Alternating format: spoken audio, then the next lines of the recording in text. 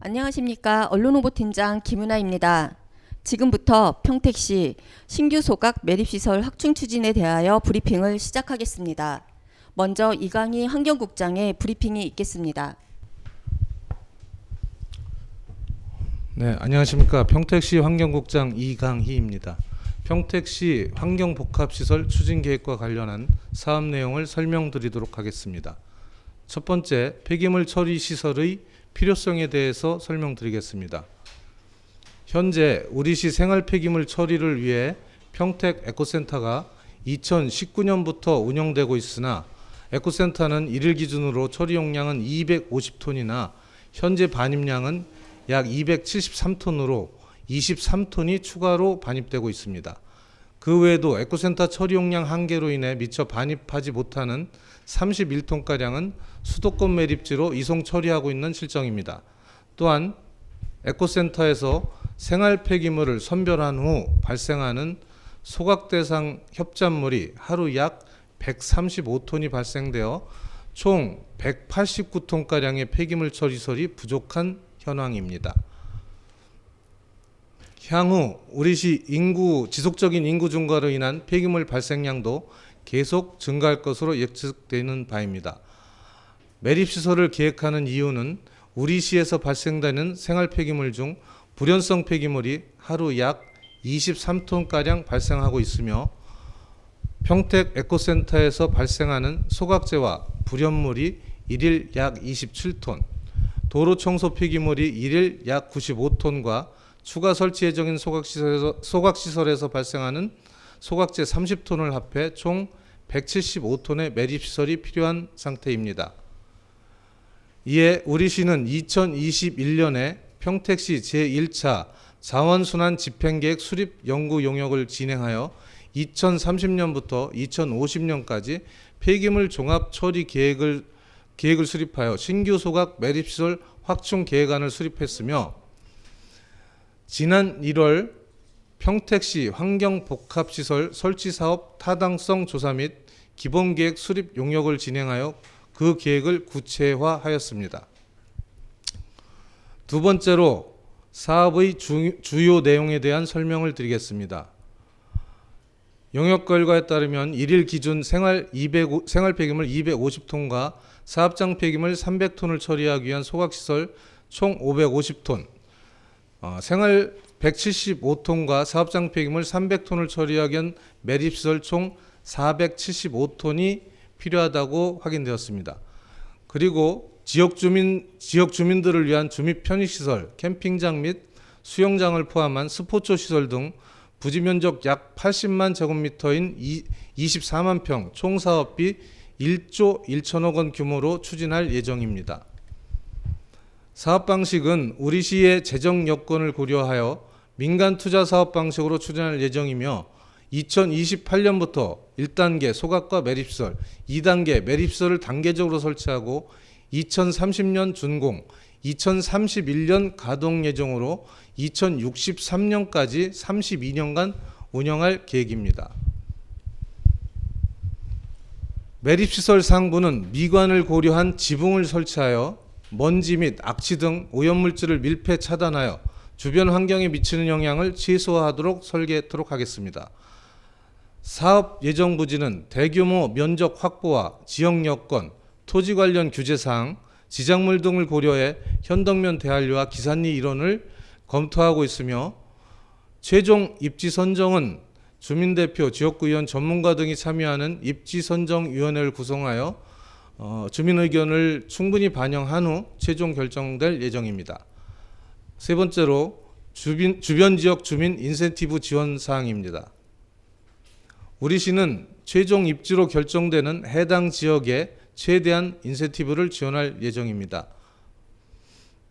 지원 대상은 사업부지 경계선으로부터 반경 2km 이내 주변 영향지역이 우선시되며 필요시 주변 영향지역 조사 등을 통해 지원 가능 지역을 최대한 확대토록 노력하겠습니다. 폐기물 반입 수수료의 20% 이내를 주민지원기금으로 마련하게 되면 연간 최대 40억 원 규모가 되며 시설이 운영되는 32년간 총액은 약 1280억 원을 소득 증대, 복리 증진, 유경사업 등의 주민들을 위해 지원할 예정입니다. 또한 주민 지원 기금 외에도 앞으로 사업에 참여하게 될 민간 투자 사업자와 협의하여 지역 발전에 필요한 주민 요구 사업을 포함시킬 예정입니다.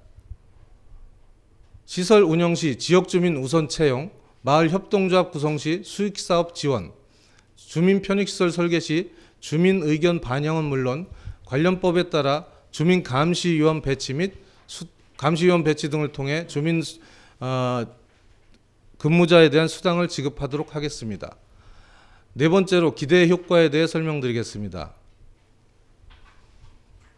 폐기물 처리 시설의 내구 연한이 15년임을 감안하여 현재 중부권 에코센터와 서부권의 신규 소각 매립시설 확충으로 폐기물 처리 시설의 이원화 운영 체계를 구축하고 두 시설 중 한 시설이 노후화로 인한 대수성과 비상정비 등 돌발 상황이 발생하더라도 나머지 시설을 정상 운영할 수 있기 때문에 시설 상호 간 상호 교차 보완하며 향후 30년간 안정적인 폐기물 처리가 가능해질 것으로 예측할 수 있습니다. 또한 환경시설과 더불어 설치되는 주민 편의시설 및 관광 레저시설 설치 시에는 캠핑장, 카라반, 짚라인 등 주민들과 함께 시설을 결정하고 배치하여 평택고 마안산 등 주변 관광 인프라와 함께 관광 활성화의 저해 요소가 아닌 시너지 효과가 날 수 있도록 추진하겠습니다. 다음은 향후 계획입니다. 먼저 오늘 말씀드리는 폐기물 처리설의 추진 여부는 주민 동의가 전제 조건임을 분명히 말씀드리겠습니다. 우선 주민들을 대상으로 주민 설명회를 개최하여 사업 설명을 드리고 주민 의견을 충분히 청취하도록 하겠습니다.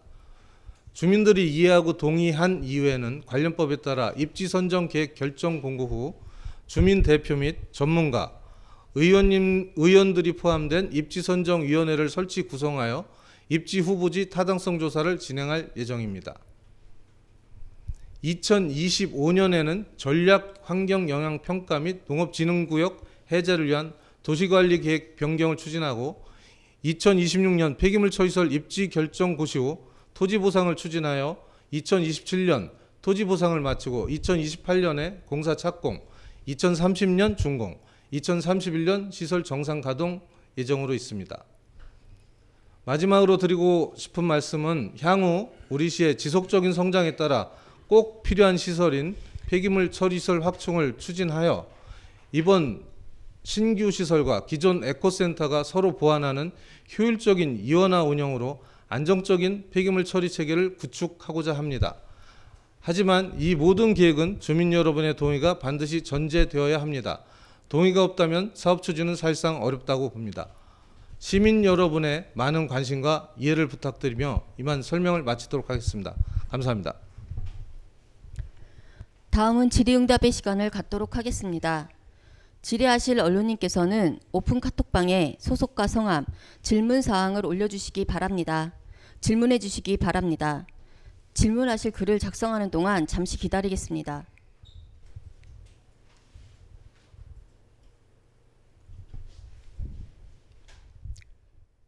SBC 뉴스 김성곤 기자께서 25만 평 매립지에서 발생하는 침출수의 평택호 오염의 가능성에 대한 대책이 명확하지 않다. 평택시 대책 방법은 또한 외부 폐기물, 특정 폐기물 등이 포함되었다는데 사실인지에 대해서 질의하셨습니다.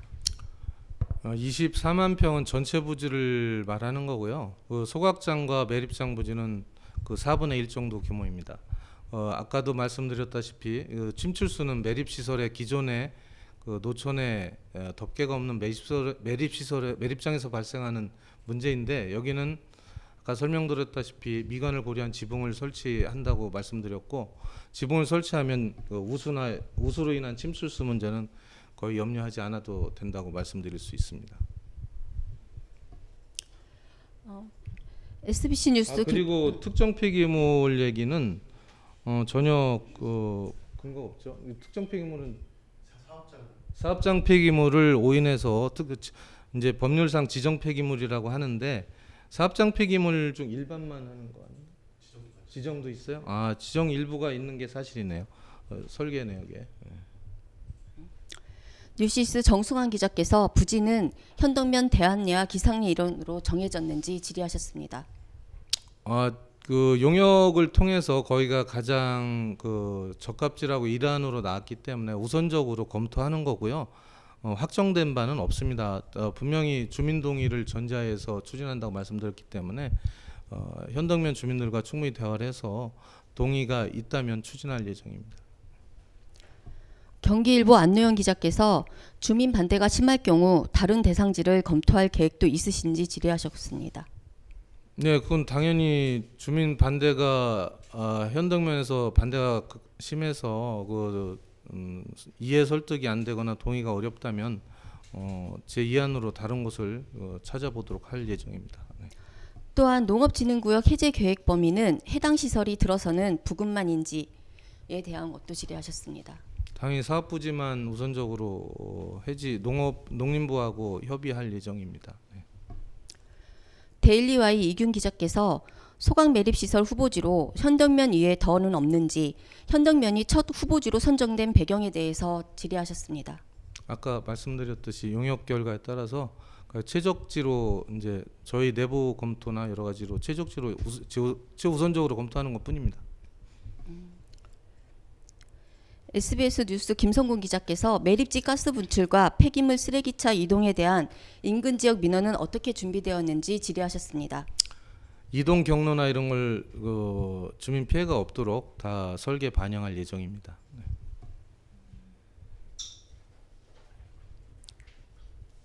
기존 도로를 쓰지 않고 새로운 도로를 개설해서 주민들의 주거지와 좀 이격된 이동 경로를 확보할 예정입니다. 배명호 기자께서 평택 소각장이 현재 250톤 중 안성 20톤을 빼면 230톤으로 현재 자체 해결을 할 수 있는지, 앞으로 평택 인구 60에서 70만 인구 목표를 계획하고 있다면 소각장 증설 계획은 이와 같으나 신설 전에 230톤으로 자체 소각에는 어려움이 없는지에 대해서 문의하셨습니다. 아까 제가 설명드린 내용이 있는데요.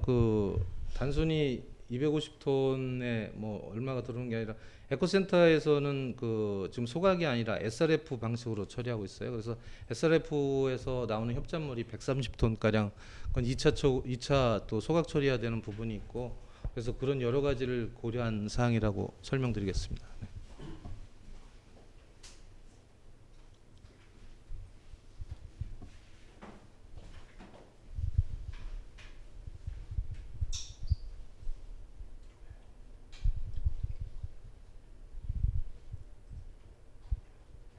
경기TV 종합뉴스 조혜연 기자께서 소각시설 하루 550톤의 생활사업장 폐기물 처리할 수 있는 규모 매립시설을 하루 475톤의 폐기물 처리할 수 있는 규모로 추진한다고 하셨는데 입지 선정은 된 상태인지 구체적으로 말씀해 달라고 질의하셨습니다. 반복되는 질문인데요. 우선적으로 검토 중인 사항이다. 확정된 입지 선정에 대해서 확정된 사항은 아니다. 이렇게 설명드리겠습니다. 연합뉴스 최희민 기자께서 통상 기피시설 추진 시 입지 공모를 통해 유치 신청을 받고 유치 신청이 없을 때 최적지를 찾아 동의를 구하고 진행하는 절차를 거치기 마련입니다. 그런데 이번 시설은 바로 지도에 대략적인 위치까지 찍어서 먼저 발표 먼저 하셨는데 순서가 맞지 않는 것 같습니다. 순서가 이렇게 진행된 이유가 궁금하다고 질의하셨습니다. 사업 추진 방법의 선택의 문제인 것 같고요. 공모를 통해서 할 수도 있지만 시에서 최적지를 찾아서 하는 사업 방식이 위법하거나 절차에 벗어나는 건 아니라고 알고 있습니다. 네.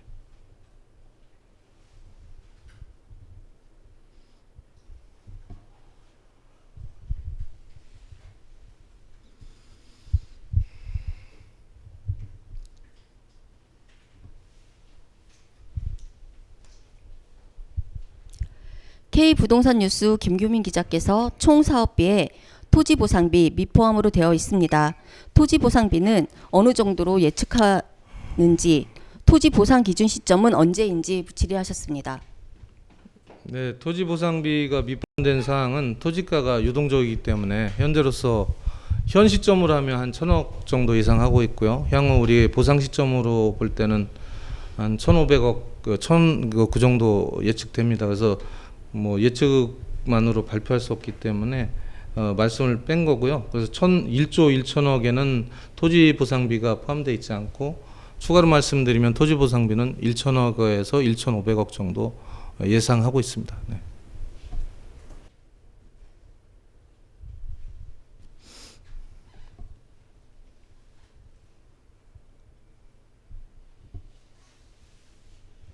보상 시점 27년. 보상 시점은 27년 잡고 있습니다. 네.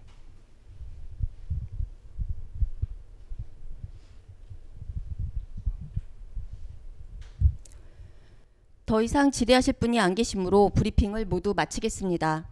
감사합니다.